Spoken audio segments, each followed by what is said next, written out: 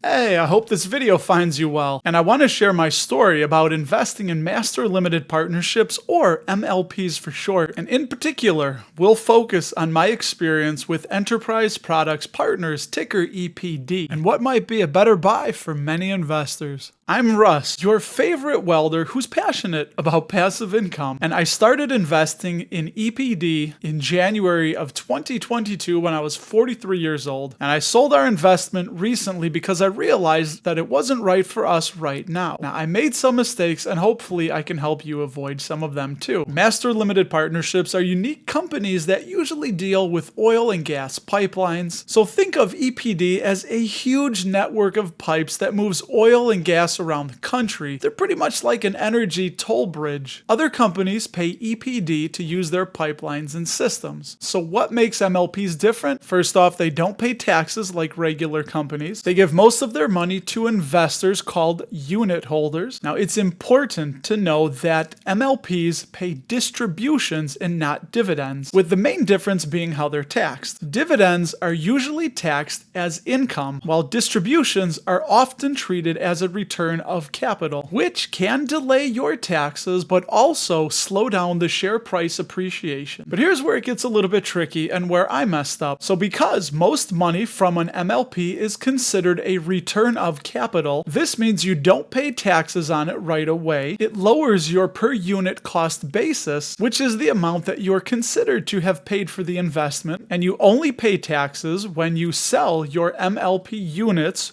or when your cost basis on those shares or units goes negative. Now, here's a tip I found researching is that if you buy EPD, it's best to turn on DRIP, which is the dividend reinvestment plan, because this keeps increasing your average unit price, which can help avoid your cost basis going negative. And if the cost basis does go negative, meaning if you paid $20 for a share or a unit and you get $20 back in distributions, then you will start paying ordinary income tax on what should be long-term capital gains. So my big mistake was buying EPD in a few tax-advantaged accounts, a self-directed IRA, and a Roth, because I thought I was being smart by avoiding taxes, but that's actually quite a big no-no, because first off, you're putting a tax-deferred investment into an already tax-deferred account. It's redundant and unnecessary. And second, inside of those retirement or tax-advantaged accounts, there's the potential for a big tax headache with something called unrelated business taxable income, or UBTI, which is any income that an MLP receives outside its tax-deferred business structure, and you're allowed $1,000 of UBTI distributions across all tax-advantaged accounts, and after that, you'll pay ordinary income tax on every dollar over $1,000. And when you invest in MLPs, you'll receive a K-1 tax form which shows things like the distribution, UBTI, and capital gains that you received through the pass-through structure of the business. Now, many people also like to hold MLPs because of the step-up basis when passing them to their heirs. This means that when the MLP owner dies, their heirs get a new cost basis equal to the unit price at the time of death. And if done correctly, with the step-up and the DRIP turned on, taxes can potentially be avoided indefinitely. So who should consider investing in MLPs like EPD? My research showed me it's pretty much older investors or retirees that need regular income, people who can hold on to the investment for a really long time, and investors who truly understand and can handle the complex tax situation that MLPs carry. And even though I sold my entire EPD investment right now, I might buy it when I'm closer to retirement, because by then I'll be better positioned to benefit from its steady income and tax advantages. So what did I learn, and what should you remember? That MLPs can be great investments, but they're better suited for some people at some stages of their life. 2, always hold MLPs in a regular taxable brokerage account and not a tax-advantaged account like a 401k or an IRA. 3, understand the tax situation before investing, because that return of capital is not free money, it's literally just a delay on the taxation. 4, you really need to think about your investment goals and how long you plan to hold the investment for. And 5,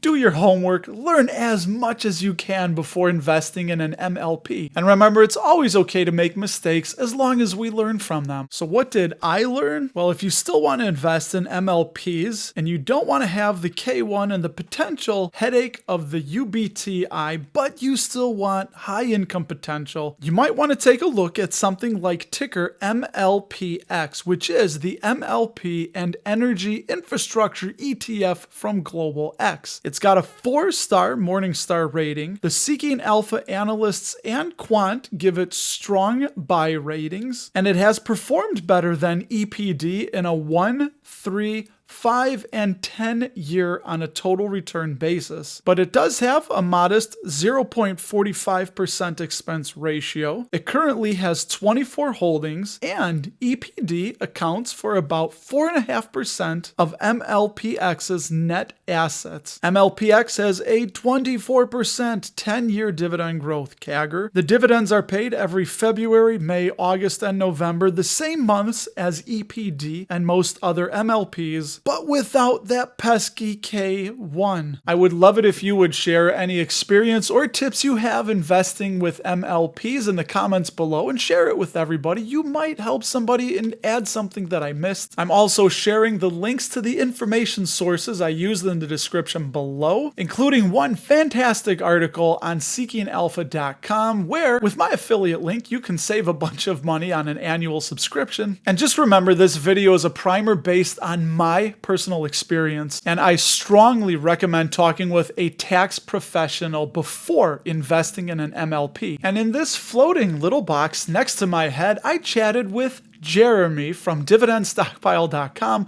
about the best dividend stocks for a beginner dividend investor. I truly appreciate you watching, and I hope this helps you on your path to financial independence.